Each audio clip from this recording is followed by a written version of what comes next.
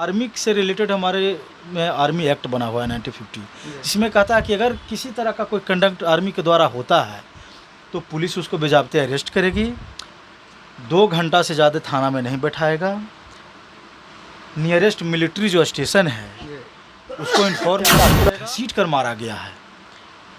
उनके बीबी उनके साथ बीबी थे, उनकी साली थी, उनके वाले आर्मी पे राधा मोहन जी पे बात है तो उस पर 289 धारा लगा है।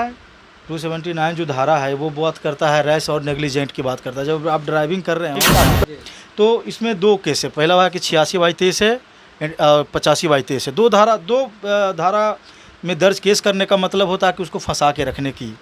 जबकि केट गया थी, जब मैटर कोर्ट में गया तो जज बोला कि कॉल डायरी आने दीजिए, उसके बाद इससे साफ प्राइमा फेसी आप देखिए कि एक धारा में केस होना चाहिए था, एक FIR होना चाहिए था, यहाँ डबल FIR होता है।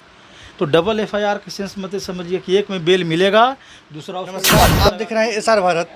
जिस तरह बिहार में एक लगातार वीडियो वायरल हो रहा है जिसमें दिखाया गया है कि एक पुलिस वाला आर्मी के जवान को घसीट कर उसको थाना ले गया, लेकिन इसके पीछे वजह क्या था ये तो पता नहीं।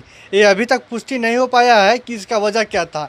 लेकिन उसके बाद ही आपको वैशाली में एक आर्मी के पिता को जिस तरह से फिर पुलिस घसीट कर थाने में ले जाता है, तो इस तरह आप समझ सकते हैं कि बिहार में पुलिसिया जो है रवैया किस तरह हो गया है। वर्दी के आड़ में इस तरह कहीं ना कहीं बिहार के लिए एक शर्मिंदगी की बात है। मेरे साथ अभी पटना हाई कोर्ट के अधिवक्ता बबलू जी हैं, हम उन्हीं से तमाम बिंदुओं पर बात करेंगे कि जो मोतिहारी में जो रक्सौल में घटना घटा आर्मी के जवान के साथ, आखिर वजह क्या था और कौन कौन सी धारा लगा हुआ है। पहले तो स्वागत है SR भारत में सर। आपका भी शशि जी बहुत बहुत शुक्रिया। जिस तरह रक्सौल में घटना घटा आर्मी के जवान के साथ पुलिस बर्ताव किया, क्या ऐसा करना चाहिए था, उचित था? नहीं, देखिए जिस तरह से वीडियो में देखा जा रहा है कि पुलिस आर्मी के जवान को घसीट रहा है, थप्पड़ मार रहा है, तो देखिए पहली बात हो कि पुलिस हो या आर्मी हो, दोनों हमारे ही समाज का एक पार्ट का हिस्सा है। एक बॉर्डर पर सुरक्षा करता है, वतन की सुरक्षा बॉर्डर पर करता है, और एक की सुरक्षा होता है इंटरनल सिक्योरिटी को मेंटेन करना, लॉ एंड ऑर्डर को मेंटेन करना। तो दोनों हमारी पार्ट है। लेकिन बात सवाल होता है कि इस तरह से एक आर्मी वालों के साथ जब आर्मी की बात आती है तो एक हमारा इमोशंस, हमारा एक जज्बात होता है, हमारा एक रिस्पेक्ट जुड़ जाता है उनसे। तो किसी भी कॉमन मैन की मैं बात करता हूँ कि अगर गाली देने का जो अधिकार है किसी को नहीं है, आप कॉमन मैन हो, पुलिस हो, ऑफिशियल हो, कोई भी हो, पुलिस का ये अधिकार नहीं है कि आप किसी को गाली दीजिए, किसी को मारिए। ये गैर कानूनी है। अगर ऐसा करता है तो इसके तहत FIR दर्ज हो सकती है, पुलिस को जेल हो सकती है, और जो भी प्रावधान उसके अंदर उसको पनिशमेंट मिल सकता है। लेकिन चूंकि आर्मी का बात है तो पहले ये टेक्निकल वर्ड समझना होगा कि आर्मी से रिलेटेड हमारे में आर्मी एक्ट बना हुआ है 1950, जिसमें कहता है कि अगर किसी तरह का कोई कंडक्ट आर्मी के द्वारा होता है तो पुलिस उसको बेजाबते अरेस्ट करेगी, 2 घंटा से ज़्यादा थाना में नहीं बैठाएगा, नियरेस्ट मिलिट्री जो स्टेशन है उसको इन्फॉर्म करना पड़ेगा, और मिलिट्री वालों को सुपुर्द करना पड़ेगा FIR। और जो भी FIR चलेगा, जो भी उस पर डिसिप्लिनरी एक्शन जो होगी वो आर्मी और मार्शल कोर्ट में होगा या जो भी जहाँ भी होगा। लेकिन यहाँ पे देखा गया कि आर्मी को घसीट कर मारा गया है। उनके बीबी उनके साथ बीबी थे, उनकी साली थी, उनके साथ सास थे, फैमिली वाले थे, उनके साथ भी बदसलूकी किया गया। तो ये पूरी तरह से दर्शाता है कि बिहार में लॉ एंड ऑर्डर जो है वो ध्वस्त हो चुका है, अफसरशाही बढ़ चुकी है, पुलिस का जो मनमानी है, जो गुंडई है, इससे साफ पता चलता है कि बढ़ चुका है। इसलिए सवाल उठाया कि बैक टू बैक एक तो घटना रक्सौल में घटना, उसके बाद फिर दूसरा बार आपको वैशाली में देखने को नजर आया कि एक जो शहीद जवान के पिता को पकड़ कर पुलिस ले जाता है, वो भी आधी रात में। तो आखिर आप किस नज़र से देखते हैं? देखिए यही तो मैं बताना चाह रहा हूँ कि पुलिस का गुंडाई देखिए कि कहाँ तक है। एक सेना का जवान अपना परिवार को छोड़कर, सब कुछ छोड़कर, अगर उसको अभी कॉल आ जाए कि बॉर्डर पर टेंशन क्रिएट हो गया है, लड़ाई आक्रमण अटैक होने की बारी है, युद्ध की बारी है, तो अपना होली छोड़कर, अपना दिवाली छोड़कर, अपना शादी छोड़कर, अपना हर इंजॉयमेंट को छोड़कर वो बेचारा जाता है और अपने वतन की रक्षा करते हुए शहीद भी होता है। और उसके परिवार वालों के साथ पुलिस का इस तरह का जो रवैया है वो बिल्कुल निंदनीय है। इसकी जितनी भी निंदा किया जाए वो कम है, इसकी शब्दों में हम निंदा नहीं कर सकते हैं भाई। ये बहुत कंडेमनेबल है ये अप्रिशिएट करने वाली कोई बात नहीं है। इस पर पुलिस को सोचना चाहिए, सरकार को सोचना चाहिए कि आर्मी देश के लिए न्यौछावर करते हैं अपनी जान, और उसको अपने ही घर में इस तरह का शर्मिंदगी, इस तरह का टॉर्चर सहना पड़ता है। तो ये लॉ एंड ऑर्डर पर एक सवाल खड़ा करता है, सरकार पर सवाल खड़ा करता है।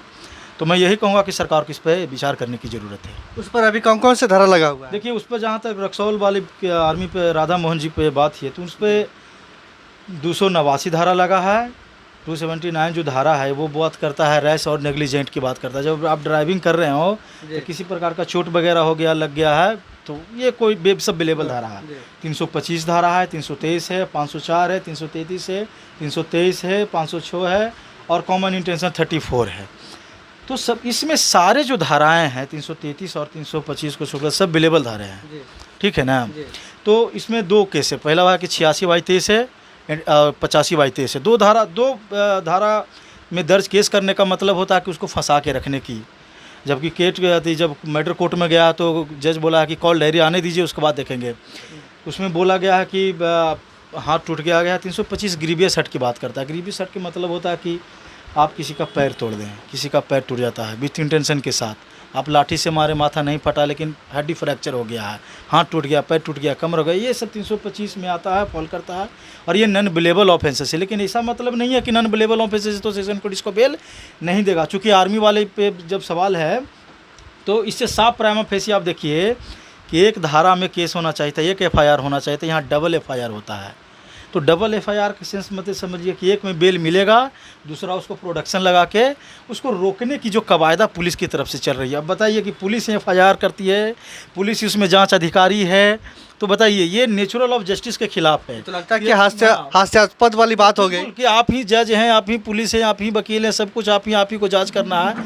तो मेरा साफ कहना है कि इसमें स्वतंत्र SIT की गठन हो जाए, दूध का दूध पानी का पानी हो जाएगा। स्वतंत्र जब स्पेशल इन्वेस्टिगेशन टीम बैठेगी उसमें सारे बड़े अधिकारी होंगे, जिनकी गलती होगी उस पर आगे अपना कार्रवाई किया जाएगा। लेकिन फ़िलहाल मैं मानता हूं कि जो आर्मी का जवान है, जिस परिस्थिति से वो उनका और उनका जो परिवार गुजर रहा है, तो उनको छोड़ देने की ज़रूरत है, उनको रिलीज़ करना चाहिए। मैं ये न्यायालय से ये आग्रह करना चाहता हूँ, क्योंकि मुझे नहीं लगता कि सेशन न्यायालय उनको भी बेल देने वाली। हो सकता है कि मैटर हाई कोर्ट तक ला पहुँचे।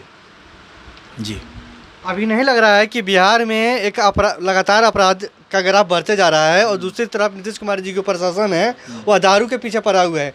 तो ऐसे खोजते हैं और बाइक, खासकर बाइकर्स को पकड़ते हैं, बाइक चलाने वालों को पकड़ते तो ऐसा है कि जिससे लग रहा है कि बहुत बड़ा मर्डर करके आए हुए हैं। लेकिन दूसरी तरफ बिहार में अगर लॉ एंड ऑर्डर देखा जाए तो लगातार बैलेंस बिगड़ता हुआ चला जा रहा है। देखिए, हमने पहले भी कहा था कि आप देखिए कि जैसे कहने का मतलब कि 100 पुलिस आपके पास है, 100 पुलिस आपके पास है, रिसोर्स हमारे पास सीमित है, हमारे पास हथियार नहीं है, हमारे पास गाड़ी नहीं है।